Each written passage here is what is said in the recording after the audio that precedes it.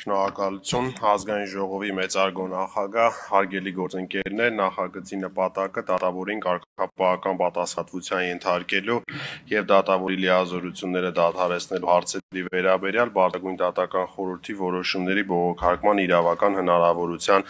նախատեսումն է։ Նախագծի ընդունումը բխում է Գրեկոյի 2015 թվականի գնահատման զեկույցում տեղ գտած եւ 2021 թվականի միջանկյալ զեկույցում վերահաստատված հանձնարարականից, համաձայն որի Հայաստանի Հանրապետության օրենսդրությամբ դեռևս հնարավոր չէ բողոքարկել դատավորին կարգապահական պատասխանատվության ենթարկելու վերաբերյալ որոշումները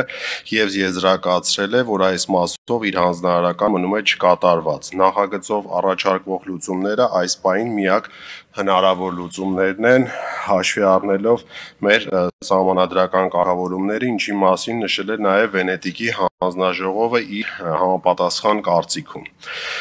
Հիշեցնեմ, որ նախագծով դատավորին կարգապահական պատասխանատվության ենթարկելու հարցի քննությունը իրականացնելու է Բարձրագույն դատական խորհրդի 4 անդամ ընդգրկող կազմը, դատավորին կարգապահական պատասխանատվության ենթարկելու հարցի քննությամբ զբաղվող ԲԴԽ նշված կազմը յուրաքանչյուր կարգապահական վարույթով լինելու է տարբեր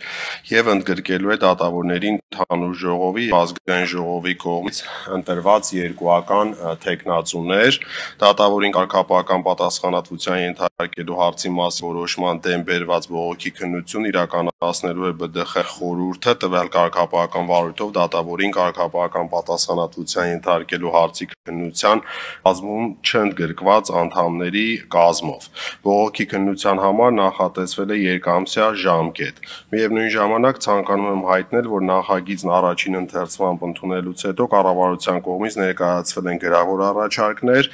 որոնք հաստատվել են պետական եւ իրավական հարցերի մշտական հանձնաժողովի կողմից եւ նախագիծը ըստ այդմ լրամշակվել է։ Խնդրում եմ կողմը քվեարկել այս կարևոր նախագծին։